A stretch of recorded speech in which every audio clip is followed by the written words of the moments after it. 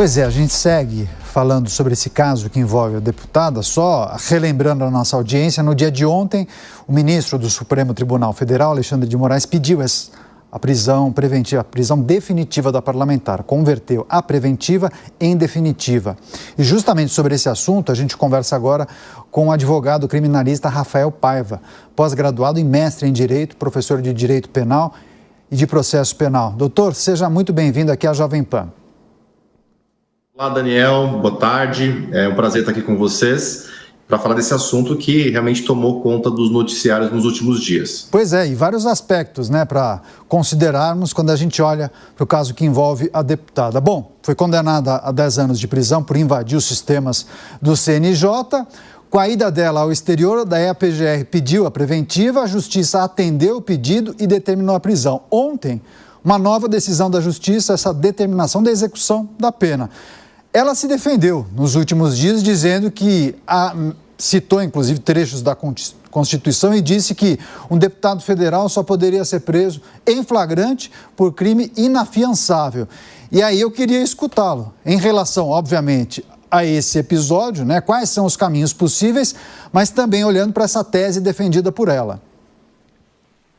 Bom, excelente pergunta, Daniel. E a questão aqui, acho que está tendo um pouco de conflito para entender alguma coisa. Quando a Constituição estabelece, e realmente ela estabelece que o parlamentar federal, durante o mandato, só poderá ser preso em razão de flagrante de crime inafiançável, a Constituição ela está tratando especificadamente sobre as prisões cautelares, ou seja, as prisões que acontecem antes do trânsito em julgado da sentença penal condenatória.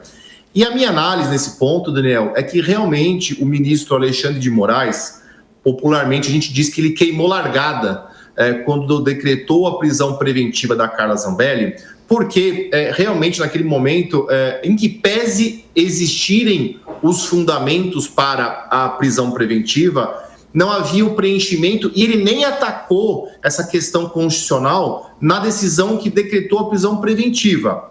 Agora, neste momento, com o trânsito em julgado da sentença penal condenatória, que inclusive tem como uma das suas consequências a perda do mandato da Carla Zambelli, eu vejo que realmente não há mais o que se fazer e essas prisões definitivas, elas não entram nessa regra da Constituição e, em especial, essa agora em que a decretação da perda do mandato. Essa proteção, Daniel, ela é para o cargo, não para a pessoa. Uma vez que a pessoa perde o cargo, ela perde essa proteção. Pois é, Rafael Paiva, advogado criminalista, conversando ao vivo aqui com a gente. Doutor, vou pedir licença, porque um colega seu de advocacia, hoje comentarista convidado, vai formular a próxima pergunta. Com você, Eduardo. Boa tarde, doutor. Bom, eu tenho uma pergunta, eu gostaria da sua opinião. O motivo do crime, né? Supostamente aí ser de cunho político, embora a decisão de condenação seja a invasão do CNJ. Mas eu gostaria de dizer o seguinte, para a Itália, né? Primeiro, o fato dela ter a dupla nacionalidade, brasileira e italiana. Além disso, da gente ter conhecimento que o sistema prisional brasileiro é desumano e degradante, conforme diversas sanções aí da ONU e até mesmo jurisprudências da Itália. E ter ali uma motivação de cunho político. Esses três fundamentos são suficientes para afastar a extradição prática da Carla Zambelli ao Brasil? Olá, doutor. Bom, eu acredito que esse argumento não vai prosperar, tá? Então vamos por partes. Primeiro, com relação à dupla nacionalidade. A Carla Zambelli seria uma cidadã ítalo-brasileira, ou seja, ela tem as duas nacionalidades. Nós já temos um caso parecido aqui no Brasil, do Henrique Pisolato, vocês devem se lembrar, ex-diretor-geral do Banco do Brasil, que também fugiu para a Itália para evitar a prisão, e a Itália o extraditou. Inclusive, nesse processo do Henrique Pisolato, que eu acompanhei de perto na época, em nenhum momento se discutiu a questão da nacionalidade, porque na Itália, diferentemente do Brasil, não existe essa vedação, essa proibição de extradição de nacionais. Então, a Carla Zambelli, pelo que consta na Constituição italiana, na lei italiana, ela poderia ser extraditada, mesmo sendo italiana nata. Inclusive, tem jurisprudência já nesse sentido.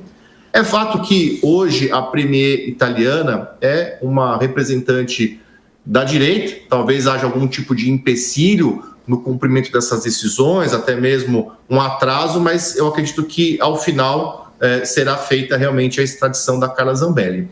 E aí entra no segundo argumento que você bem mencionou, da situação degradante das prisões brasileiras. E, coincidentemente, esse foi o argumento mais usado pela defesa lá atrás do Henrique Pizzolatto para não ser extraditado para o Brasil. E, ao final de contas, foi feita a sua extradição porque o sistema brasileiro garantiu a ele algum tipo de dignidade mínima ali que pode esperar numa prisão, mas eu creio que esse tipo de argumento não vai prosperar e a grande tendência é que a Carla Zambelli, de fato, seja extraditada para o Brasil num futuro bem próximo. Agora, doutor, queria me aprofundar nessa reflexão feita pelo senhor, porque há quem aposte que ela deve formalizar um pedido de asilo político. Aí você mencionou a figura da Giorgia Meloni, justamente talvez uma suposta conexão ideológica entre Carla Zambelli e o grupo político de Giorgia Meloni. No entendimento de alguns, isso poderia ajudar a costurar algum tipo de acordo nesse sentido. Mas, primeiro, há chances de concessão de asilo político para Carla Zambelli? As autoridades italianas conseguiriam interpretar a condenação imposta a ela aqui no Brasil como perseguição política? Porque não estamos falando de alguma coisa relacionada à liberdade de expressão. Estamos falando de um crime de invasão de sistemas de uma instituição brasileira, né? Muito bem. Realmente, esse deve ser o grande argumento, a grande carta na manga da Carla Zambelli nesse momento, mas como você bem mesmo mencionou, essa condenação, e é importante que as pessoas entendam isso, essa condenação da Carla Zambelli não tem nenhuma relação com liberdade de expressão, não tem nenhuma relação com os atos do dia 8 de janeiro, com a suposta tentativa de golpe, não tem nada a ver com esses fatos.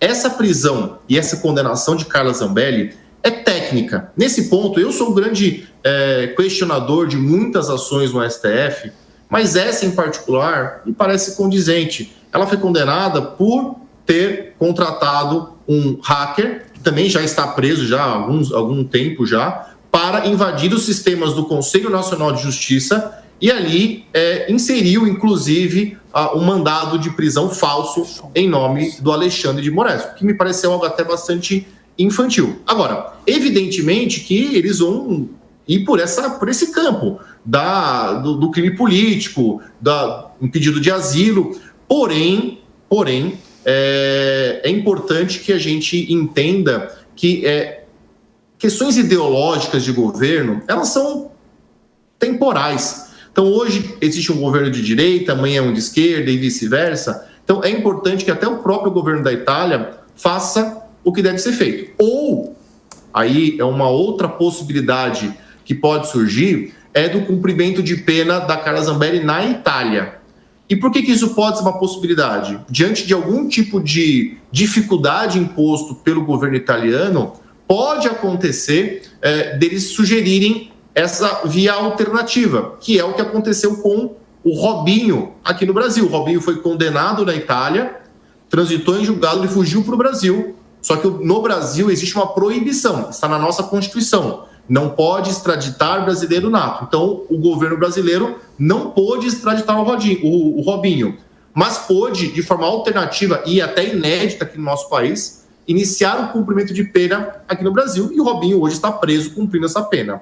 É uma via alternativa, não é a ideal e não aposto que seja a que vai acontecer. Eu duvido, Daniel, que de fato a premier italiana vai entrar nessa briga por causa de Carla Zambelli. A minha aposta é que não valeria essa exposição.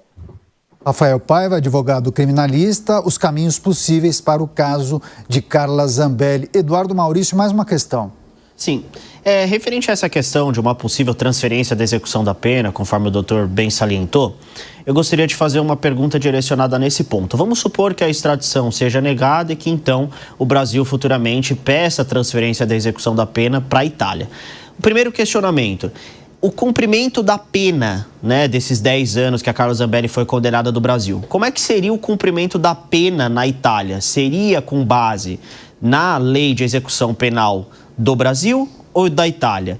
E segundo ponto, é possível uma reabertura do mérito desse processo na Itália? E se sim, por quais situações poderiam ocasionar essa reabertura para rediscussão do mérito diante do tribunal italiano? Excelentes perguntas. Vamos lá. Em primeiro lugar, a regra que vai vigorar caso venha a se cumprir dessa pena na justiça italiana vai ser a lei italiana. Então, da mesma forma que aconteceu com o Robinho, deve acontecer com Carla Zambelli. O governo brasileiro executa a prisão, a condenação do condenado seguindo as leis brasileiras. É um princípio básico do direito da territorialidade. Então, nós vamos aplicar no Brasil a lei brasileira, vamos aplicar na Itália a lei italiana. Agora, com relação à sua outra pergunta, seria mais relacionada à abertura de um novo processo na Itália. E, particularmente, eu não vejo nenhum campo jurídico para a abertura de um novo processo na Itália, já que esses fatos não aconteceram na Itália, nem partiram de solo italiano. Então, não há nenhum vínculo com a Itália neste momento. Todo crime aconteceu, foi idealizado, executado aqui no Brasil. Então, portanto, não vejo nenhum tipo de competência da justiça italiana para o julgamento desse processo. Agora, doutor, só para a gente finalizar, queria que nós nos atentássemos à questão que envolve a Câmara Federal, a solicitação de licença por parte de Carla Zambelli, concedida pelo presidente da Casa, 127 dias de licença e, obviamente, o pedido feito pelo Supremo Tribunal Federal, na figura de Alexandre de Moraes, para perda de mandato de Carla Zambelli. Quais são as possibilidades, os caminhos prováveis em relação a esse pedido do Supremo Tribunal Federal sobre a perda de mandato de Carla Zambelli? Bom, nesse ponto, o que eu vejo é que o pedido já concedido agora da Carla Zambelli de licença do cargo, ele resta prejudicado, já que ela perdeu o mandato. Isso aí já é definitivo, tá? Daniel, existe até uma discussão técnica, constitucional, sobre a possibilidade da Câmara barrar essa decisão. Tá? Já que é um poder autônomo, independente, e existe até campo para isso. Tá? Mas nós não vimos isso acontecer na Câmara dos Deputados e no Legislativo brasileiro em geral, em nenhuma situação. E nem em momentos em que o Congresso tinha mais força do que tem hoje. Então, nós lembramos do caso do Eduardo Cunha. Também teve a perda do mandato declarada por decisão judicial. Agora, seria possível a Câmara comprar essa briga? Tecnicamente, sim, haveria campo para essa discussão, tá? Mas, seguindo a jurisprudência do que tem acontecido com outros casos de parlamentares condenados de forma definitiva, o entendimento que prevalece é o entendimento de que a perda do mandato é consequência. Inclusive, Daniel, em casos em que a decisão judicial não decreta diretamente a perda do mandato, mas quando a pessoa vai presa, sim, ela não poderia cumprir o tempo mínimo de presença na Câmara, então dificilmente a Câmara dos Deputados vai comprar essa briga com o Supremo Tribunal Federal, em que pese até ter argumentos que poderiam ser utilizados. Rafael Paiva, advogado criminalista, nos ajudando a entender esse caso que envolve Carla Zambelli. Doutor, muito obrigado, grande abraço e até a próxima. Eu que agradeço, um abraço e até a próxima.